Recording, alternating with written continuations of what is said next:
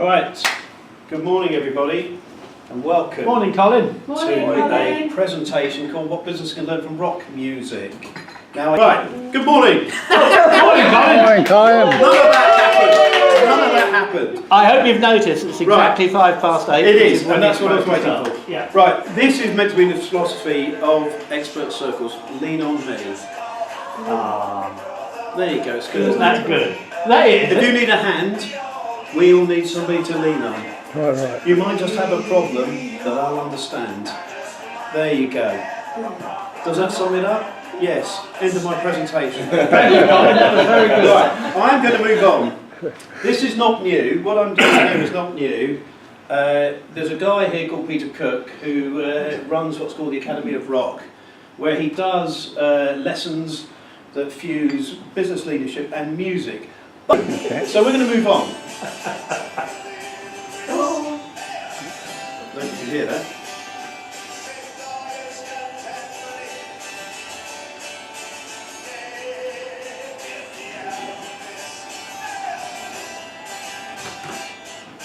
What we're doing here is I'm going to take what this young man, James Davey, has written a book called 6 Steps to Business Success, which you've all read. Yeah? And what I'm going to do is that's my framework for how rock music and business works together. So what we've started off with is he's got those 6 steps: establish a clear competitive advantage. Don't know how long it took me to find an image with 6 steps. Marketing, delivery, money, people and innovation. And I'm going to show how music works with those. Okay. The track I played there was a track by Warren Zevon called Lawyers, Guns and Money.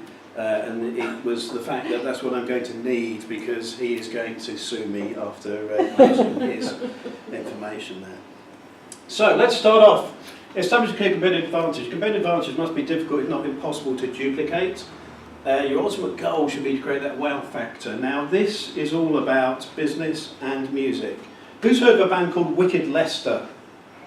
No. Wicked Lester. My daughter had a horse called Lester and he was pretty wicked. Wicked Lester was a struggling rock band in, I believe, New York, 1970s. Just about to break up. And they decided that what they needed was that competitive advantage, something that made them different from somebody else. So they needed a wow factor. So this is what they did. They became Kiss. Oh, right, yes. Again, I don't know if you can hear that. We all love this Kiss, don't we? We love Kiss. I'm not sure that I'm a great Kiss fan, but the one thing about Kiss, you could probably do a whole section on Kiss about what they did, because one of the things that they loved was merchandising. They were more than just a rock band. They were fairly, if I'm honest, they were a fairly average rock band, I would suggest. But what they did was by having all that glitter and face stuff and a lot of merchandise, they became one of the richest bands in the US. And I think probably Gene Simmons is one of the top 30 wealthiest rock stars at the moment. By the way, my wife very kindly bought me this from a charity shop, so if you see any more of these, I'd like the whole set.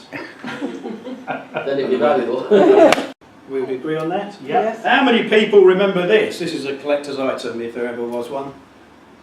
Tin Machine. Do you remember Tin Machine? Yes. You don't. One of the things you've got to learn about doing presentations is know your audience.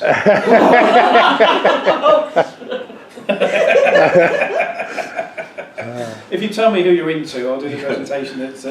But there he is in there. There's David Bowie in there. He became part of, I guess, a kind of quasi-heavy metal drum and bass type band. But one of the things that interested him was working with other people, and exploring other ideas. He has done so much different stuff, and that bit that played Heroes was when he went off to East Germany with Iggy Pop and produced 3 what I call krautrock albums. Completely different what he'd done as Ziggy Stardust, completely different what he'd done as Aladdin Sane. So just keep reinventing yourself. Keep reinventing yourself. And as I said, the thing is about innovation is about just trying to do better each time. And I think he did. I mean, his last album was lauded, you know, when he was dying, Black Star. It is good.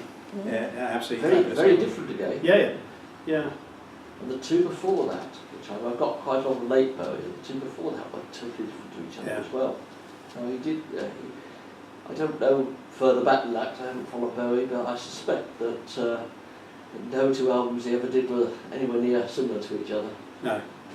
Other than perhaps the series, because I presume he did a series of C guitar notes, I can't remember.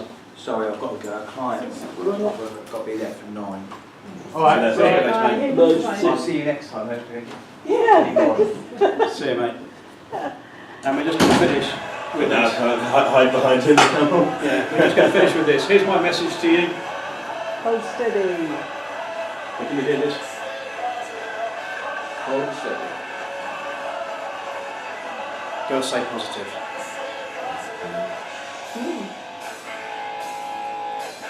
I had a guitar, I'd do that, you see, but there we go, thank you. Thank you. Thank you, Colin.